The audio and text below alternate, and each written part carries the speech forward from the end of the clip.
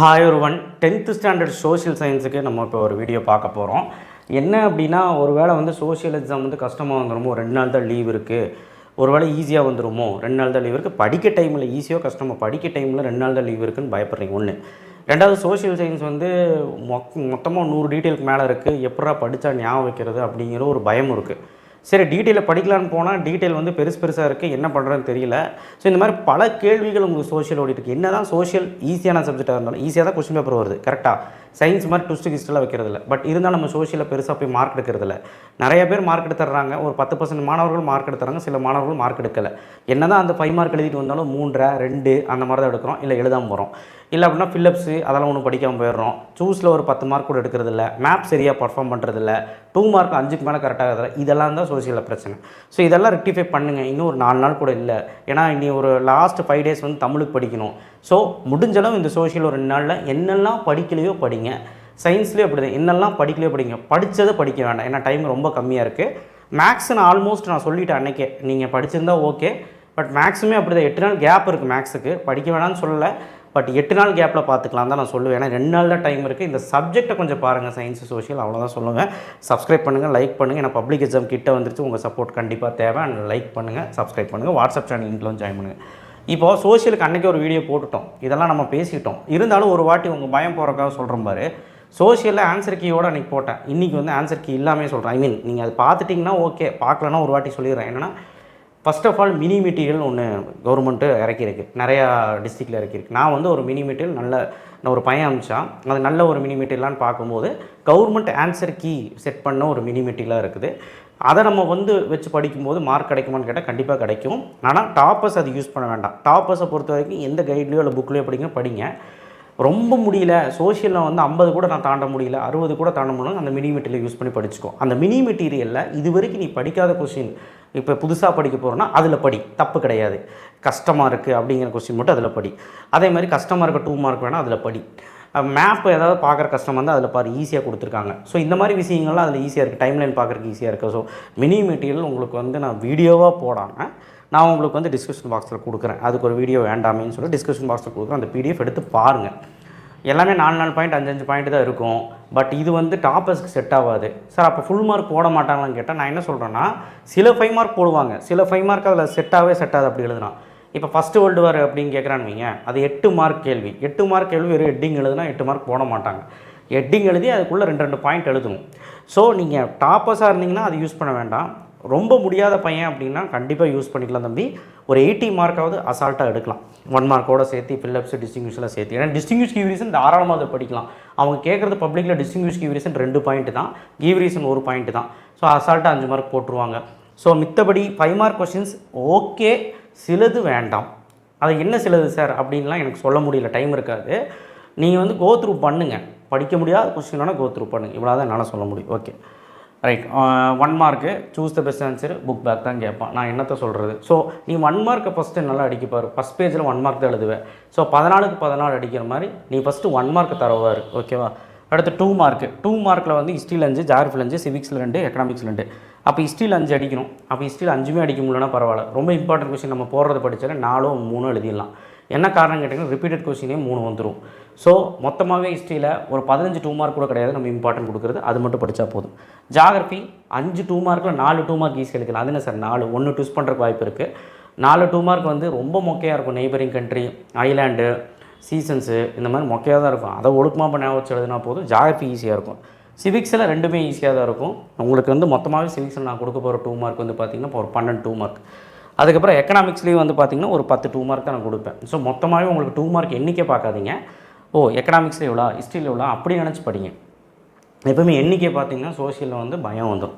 So அதை நீங்கள் வந்து அப்படி பண்ண வேண்டாம், ஓகேவா? சோஷியலில் நிறையா இருக்குது அப்படி நினச்சாலே நீங்கள் பயந்துருவீங்க. ஸோ 2 மார்க்ஸு ரொம்ப முக்கியம், 20 மார்க் இருக்கிறது. ஓகே, அடுத்தது 5 மார்க்கு 2 பாயிண்ட் படித்தா போதும். 5 மார்க் வந்து பார்த்திங்கன்னா ஃபில்லப்ஸ் படிக்காதனால தான் 5 மார்க் 10 எழுத முடியல. நீ ஃபில்லப்ஸ் படிக்காமல் history, geography, civics, economics detail மட்டும் படிச்சுட்டு போயிட்டு அதில் படிக்காத டீட்டெயில் வந்திருக்கும். ஒன்று எல்லா டீட்டெயிலும் படிக்கணும், நீயே இம்பார்ட்டன்ட் படிச்சுட்டு போகிற. ஸோ அப்போ இம்பார்ட்டன்ட் படிக்கும்போது நம்ம ஃபில்லப்ஸும் படிக்கணும். ஃபில்லப்ஸ் நீ வந்து படிக்கும்போது 5 மார்க் எடுத்தால் தான் நமக்கு உறுதியாக 10 5 மார்க் ஆகும். ஃபில்லப்ஸ் படிச்சிரு எப்படியாவது. டிஸ்டிங்விஷ் கீவ் ரீசன் நான் சொல்லிட்டேன், மினி மெட்டீரியலே கோ த்ரூ பண்ணுங்கள், கண்டிப்பாக நமக்கு 5 கிடச்சிரும். மேப்பு மேப் வந்து 5 mark map, world map, 2 world map, ஒரு இந்தியா மேப்பு. ஃபுல்லாகவே நீங்கள் வந்து இந்தியா மேப்பை நம்பாதீங்க, புக்கின் தான் கேட்பான். ஸோ அதனால் எது கேட்டாலும் அது கம்பல்சரி கொஸ்டின். ஸோ அதனால் நீங்கள் வந்து என்ன சொல்கிறீங்க, வேர்ல்டு மேப்பு புக் பேக் தான் வரப்போகுது. ஆனால் இந்தியா மேப்பு ஃபுல்லாகவே நீங்கள் பார்த்துருங்க. அந்த எயித் லெசன் நினைக்கிறேன், பார்த்துருங்க. நம்ம பிடிஎஃப் இருக்குல்ல, நம்ம map PDF Vivek maths and சயின்ஸ்னு அடிச்சிங்கன்னா வரப்போகுது. அதில் எடுத்து பார்த்தீங்கன்னா லைனாக இருக்க போகுது. ஓகே, அடுத்த டைம் லைனு பார்த்துருங்க. அது தான் 1905லேருந்து 30, 30லேருந்து 50, 20லேருந்து 40. ஹிஸ்ட்ரியில் 3 5 மார்க் வரும். நம்ம கொஸ்டின் எப்படி 2 வந்துடும், இம்பார்ட்டன்ட் கொஸ்டின்ஸ் நான் கொடுக்குறது. ஸோ அதனால் வெறும் 10 கொஸ்டின் தான் கொடுப்பேன், அதை படிக்க மாட்டேன். ஹிஸ்ட்ரியில் ஜாகிரஃபிலையும் அப்படி தான், ஒரு 10 கொஸ்டின் கொடுப்பேன், அது படித்தா போதும். அடுத்த சிவிக்ஸ்லேயும் ஒரு 7-8 கொஸ்டின் கொடுப்பேன், அது படித்தா போதும். எக்கனாமிக்ஸ்லேயும் ஒரு 7 கொஸ்டின் கொடுப்பேன், படித்தா போதும். நம்பர்ஸில் பார்க்கும்போது நிறையா இருக்கும். நீ ஜாகிரஃபி, ஹிஸ்ட்ரி, எக்கனாமிக்ஸு அப்படி இப்படின்னு தனித்தனியாக பாரு, கன்ஃபார்மாக உனக்கு ஈஸியாக இருக்கும் பார்க்குறதுக்கும் படிக்கிறதுக்கும். ஸோ எனக்கு தெரிஞ்சு 10மே எழுத முடியும், அதனால் பிரச்சனையே கிடையாது. கம்பல்சரி மேப்பு தட்டி வீசிடலாம். ஸோ நீ 5 மார்க் எழுதும்போது பெருசாக எழுதணும்னு அவசியம் இல்லை. பெருசாக எழுதுகிறோம், பக்கமாக எழுதணும். ஒரு 5 பாயிண்ட் இருந்தால் போதும், மார்க் கொடுத்துருவோம். 8 மார்க்காக இருந்ததுன்னா ஹெட்டிங் போட்டு எழுதணும். 5 மார்க்குக்கு ஹெட்டிங் இருக்க கொஸ்டின்ஸ் இப்போ 1857 ரிவால்ட்டுன்னு கேட்டாங்கன்னா அதுக்கு ஹெட்டிங் இருக்குன்னா ஹெட்டிங் போட்டு எழுது. ஹெட்டிங் இல்லாத கொஸ்டின்னா 5 பாயிண்ட் நச்சுன்னு பாயிண்ட் எழுது. பேராகிராஃபாக எழுதுறோட பாயிண்ட் எழுதுனா டக்குன்னு 5 மார்க் விழுந்துடும். ஸோ ஹிஸ்ட்ரி கஷ்டமாக இருக்குது சார், இயரெல்லாம் ஞாபகம் வச்சுக்க முடியலன்னா இயர் பாயிண்ட்டை விட்டுட்டு எழுது. வேறு நான் என்ன சொல்கிறது, இயர் வந்து ரொம்ப ஞாபகம் வச்சுக்க முடியல அப்படின்னா முடிஞ்சளவு படிக்க முடிஞ்சது படிச்சிரு. படிக்க முடியாத கொஸ்டினுக்கு இயர் நீங்கள் விட்டுட்டு வேறு பாயிண்ட் படி, இவ்வளோதான் சொல்ல முடியும். ஓகே, அடுத்து 8 மார்க். நான் சொல்கிறது சோஷியலுக்கு பிரச்சனை பற்றி பேசிகிட்டு இருக்கேன்.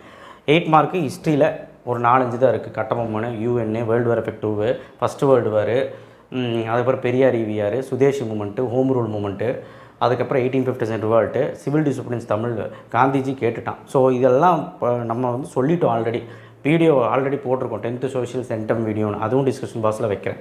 ஸோ அந்த வீடியோ பார்த்து படிச்சிங்கனாலே போதும். அந்த 8 மார்க் எழுதினா 8 மார்க்னா ஹெட்டிங் போட்டு எழுதணும்.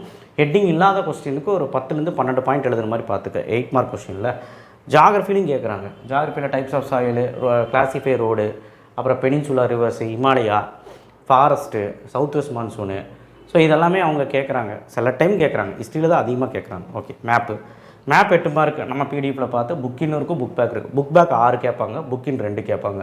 இல்லை ஈஸியாக கேட்கணும்னா 8மே புக் பேக் கேட்பாங்க. ஸோ எப்படியா இருந்தாலும் நீ புக்கினும் படித்து தான் ஆகணும். அப்போ என்ன பண்ணணும், நம்ம பிடிஎஃப் எடுத்து படிக்கணும். பிடிஎஃப் நீங்கள் 10th சோஷியல் மேப் பிடிஎஃப்னு அடிச்சிங்கன்னா வந்துடும். ஸோ நீங்கள் தாராளமாக 8 மார்க் அடிச்சிடலாம். ஸோ எவ்வளோதான்டா சோஷியல். நீ ஃபஸ்ட்டு மேப்பு 1 மார்க்கு, அதுக்கப்புறம் fill ups choose, distinguish give reason, map time line. இந்த விஷயத்தில் ஃபஸ்ட்டு கான்சன்ட்ரேட் பண்ணுறான். ஃபஸ்ட் எடுத்துன்னு 5 மார்க் 2 மார்க் போய் பயந்துடுறீங்க. இதிலே உங்களுக்கு 45 மார்க் வருது. Map 8 13 mark, time line 18, fill-ups ஒரு 5 23, distinguish give reason 5 28, 1 mark 14, 42 mark இதிலே வந்துருச்சு. அந்த 42க்கு 42 எடுக்க ட்ரை பண்ணு. அப்போ தான் நீ நினச்சது 95க்கு மேலே வரும். நீ அதிலே 20 மார்க் 10 மார்க் விட்டுட்டிங்கன்னா எப்படி மார்க் வரும்? ஸோ 42 அண்ட் ஆஃப் 42 அதில் எப்படியாவது எடு. அதுக்கப்புறம் தான் உன்னோட 8 மார்க்கு 5 மார்க்கு 2 மார்க்லாம். புரியுதா? ஸோ ஒரு லெசன் படிக்கும்போது லெசன் வைஸாக போகாது. சோஷியல் கஷ்டமாக இருக்கும். நான் என்ன சொல்கிறேன்னா, ஃபஸ்ட்டு 5 மார்க்லாம் முடி, ஹிஸ்ட்ரியில் முடி, ஜாகிரஃபியில் முடி, லைனாக முடிச்சுட்டு வா. 5 மார்க் முடிச்சதுக்கப்புறம் கடைசியாக 2 மார்க் இப்படி தான் படிக்கணும். அப்புறம் லாஸ்ட்டாக 8 மார்க். 5 மார்க் படிக்கும்போது 8 மார்க் படிச்சிரு. அது நம்ம அந்தந்த கொஸ்டின்ஸில் 5 மார்க் கொடுக்கும்போதே கொடுத்துருப்போம். ஃபஸ்ட்டு நான் சொன்ன அந்த 42 மார்க் விஷயத்தை முடி. அதில் தரவா இல்லைனா ஃபஸ்ட்டு அதை தரவு பண்ணு. ஓகேவா? சோஷியல் கஷ்டமாக கேட்பாங்களா, ஈஸியாக கேட்பாங்களா? சொல்லு பார்க்கலாம். ஈஸியாக தான் கேட்பாங்க. பயப்படணும்னு அவசியமே கிடையாது. கரெக்டாக பாயிண்ட் போட்டு கரெக்டாக எழுது. பயப்படாத. ஃபஸ்ட்டு சோஷியல் பார்த்து பயந்தினா தோற்றுருவேன். ஓகேவா? கண்டிப்பாக எல்லாருனாலையும் சென்டம் எடுக்க முடியும் சோஷியலில். நம்ம இம்பார்ட்டன்ட் கொஸ்டின் ஆல்ரெடி போட்டாச்சு, டிஸ்கிரிப்ஷன் பாக்ஸில் இருக்குது. ஆன்சர் கீயும் போட்டிருக்கோம், அதுவும் நீங்கள் போய் பாருங்கள். கன்ஃபார்மாக சோஷியல் இனிமேல் பயம் இருக்காது. ஏன்னா இனி அடுத்தடுத்த வீடியோ சயின்ஸை பற்றி பேசணும், அதுக்கப்புறம் தமிழ் வீடியோ போயிடும். ஸோ சோஷியல் பற்றி பேசலான்னு தான் வந்தேன். கன்ஃபார்மாக சென்டம் எடுக்க முடியும். 2 நாள் லீவு தான் இருக்குன்னு பயப்பட வேண்டாம். மோட்டிவேட்டாக இருங்க. தேங்க்யூ.